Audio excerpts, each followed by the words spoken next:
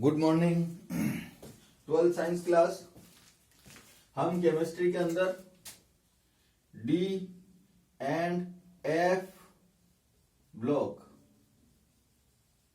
Elements की बात कर रहे थे। इसमें कुछ क्वेश्चन हमने पढ़ लिए हैं, एक और नए प्रश्न पर आज चर्चा करते हैं। क्वेश्चन है Ti+4 रंगहीन प्रकृति का होता है क्यों?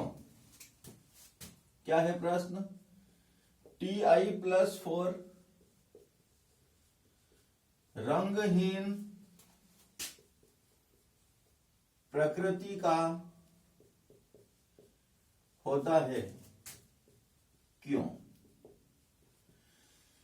तो कल वाली क्लास में भी हमने समझा था कि ऐसे सारे धातु या आयन या तत्व जिनमें अयुग्मित इलेक्ट्रॉन अगर उपस्थित है, अयुग्मित इलेक्ट्रॉन उपस्थित है तो वो कलरफुल आयन बनाता है, रंगीन आयन बनाता है। और अगर अयुग्मित इलेक्ट्रॉन एब्सेंट है तो वो कलरलेस या रंगहीन आयन बनाता है। अब हम बात करते हैं Ti+4 की। तो पहले इलेक्ट्रॉनिक विन्यास टाइटेनियम का लिखें। स्कैंडियम टाइटेनियम 22 नंबर पे आता है, 22 पर 1s2 2s2 2p6 3s2 3p6 और 3p के बाद इलेक्ट्रॉन आता है 4s2 और फिर d में आएगा 2। 10 10 20 और 2 22। ये इलेक्ट्रॉनिक कॉन्फ़िगरेशन टाइटेनियम का है। हमें इलेक्ट्रॉनिक विन्यास लिखना है Ti+4, मतलब 4 इलेक्ट्रॉन कम करने। अब 4 इलेक्ट्रॉन कम करने हैं और इलेक्ट्रॉन कहां से कम होते हैं? जहां पर n का मान अधिकतम हो। जहां n का मान अधिकतम होता है वही वैलेंस शेल या बाह्यतम कोश कहलाता है। तो n का मान यहां है 1, यहां है 2, ये है 3 और ये है 4। तो n का मान सबसे ज्यादा यहां है, लेकिन इसमें इलेक्ट्रॉन कितने विद्यार्थियों? 2 है और हमें कितने निकालने हैं? 4। तो 2 इलेक्ट्रॉन तो यहां से गायब हो जाएंगे। अब 2 इलेक्ट्रॉन और कम करने हैं, वो कहां से होंगे? क्योंकि n का मान यहां भी 3 है, यहां भी 3 है और यहां भी 3 है। तो इलेक्ट्रॉन कहां से निकलते हैं? नंबर फर्स्ट, जहां n का मान अधिकतम हो, मतलब बाह्यतम कोश में। और दूसरी स्थिति होती है फिर कि सबसे पहले F में से निकलेगा, उसके बाद P, D और S, ये क्रम होता है। इलेक्ट्रॉन सबसे पहले F उपकोश में से, फिर D में से, फिर P में से और लास्ट में S उपकोश में से। इसका भी क्या कारण है कि जैसे ये नाभिक है, ये पहला कोश, ये दूसरा कोश, तीसरा कोश, चौथा कोश। पहले कोश में 2 इलेक्ट्रॉन, दूसरे कोश में 8, 1 2 3 4 5 6 7 एंड 8। तीसरे कोश में 6 और 2 8 और 2 10 इलेक्ट्रॉन, 1 2 3 4 5 6 7 8 9 एंड 10। चौथे कोश में 2 इलेक्ट्रॉन। ये स्थिति अपने टाइटेनियम की है। ये इलेक्ट्रॉनिक विन्यास किसका है? टाइटेनियम का। अब अगर हमें इलेक्ट्रॉन निकालना है तो क्या हम इस इलेक्ट्रॉन को निकाल सकते हैं? नहीं। पहले कोश के जो इलेक्ट्रॉन है उस पर नाभिक का आकर्षण बल सबसे ज्यादा लग रहा है, इसको सबसे ज्यादा ऊर्जा देनी होगी निकालने के लिए। ये भी नहीं निकाल सकते, ये भी नहीं निकाल सकते।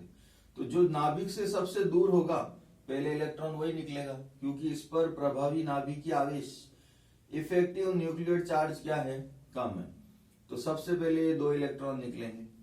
ये n का मान 1 2 3 और 4, तो n का मान 4 बता दिया अपन ने। जहां n का मान सबसे ज्यादा होता है वही बाह्यतम कोश है, ये इसका वैलेंस शेल।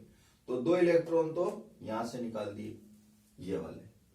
अब 2 इलेक्ट्रॉन और निकालने हैं, तो इन सभी इलेक्ट्रॉनों के लिए n का मान तो सेम है, और वो कितना है 3। तो अब 3 में फिर स्थिति क्या होगी, पहले F वाला इलेक्ट्रॉन निकलेगा जब n का मान सेम हो, n क्या हो सेम। जब n कोश की संख्या सेम होती है तो इलेक्ट्रॉन पहले किस में से निकलता है, F में से, फिर D में से, फिर P में से, और लास्ट में S में से। उसका कारण भी क्या है कि जैसे ये नाभिक है, नाभिक के चारों ओर जो कोश होते हैं उसकी स्थिति इस प्रकार होती है, ऐसा कि जैसे ये एक कोश है तो ये एक कोश भी 4 उपकोश से मिलकर बना होगा। भेदन प्रभाव की बात करें तो S उपकोश सबसे पास में, P, D और F, ये चारों मिलकर एक कोश बनाते हैं। तो नाभिक के सबसे दूर कौन है, F, उससे पास में कौन है, D, फिर कौन है, P, और सबसे अंदर कौन होता है, S। तो नाभिक का आकर्षण बल एक ही कोश होने पर सबसे ज्यादा F पर लगता है, सबसे ज्यादा आकर्षण बल S पर लगता है, उससे कम P पर, उससे कम D, और सबसे कम आकर्षण बल F पर लगता है। इसलिए जब कोश की संख्या सेम हो तो इलेक्ट्रॉन पहले F में से निकलता है, अगर है इलेक्ट्रॉन तो, फिर D में से, फिर P में से, और फिर S में से। तो N का मान ये रहा 3 सेम है, S है, P है, D है, F इसमें है नहीं, ये है नहीं, तब इलेक्ट्रॉन किस में से निकलेगा, D में से, फिर P में से, और फिर S में से। फिलहाल हमें 4 इलेक्ट्रॉन निकालना है, 2 तो यहां से, तो 2 इलेक्ट्रॉन कहां से निकलेंगे, यहां से। तो इलेक्ट्रॉनिक विन्यास होगा 1s2, 2s2, 2p6, 3s2 और 3p6, ये दोनों हट चुके हैं।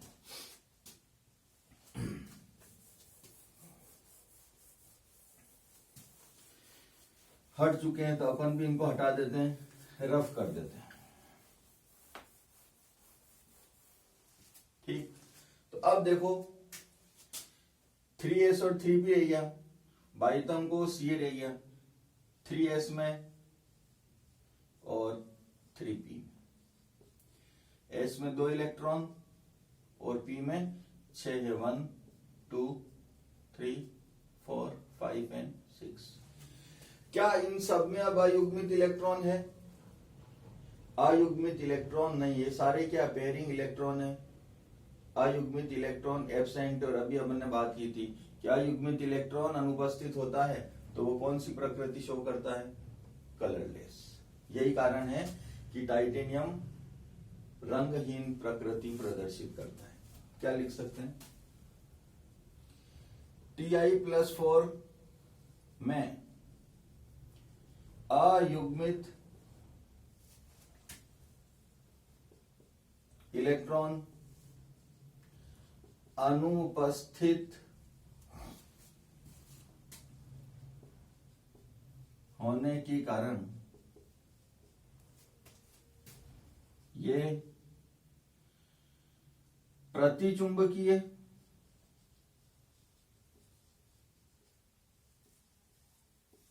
तथा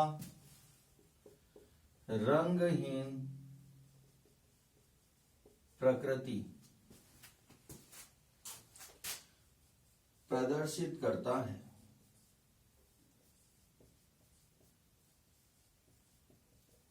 तो ये प्रश्न हुआ एक कि टाइटेनियम+4 रंगहीन प्रकृति प्रदर्शित करता है, क्यों, और ये आंसर हुआ। शेष अगली क्लास में। धन्यवाद।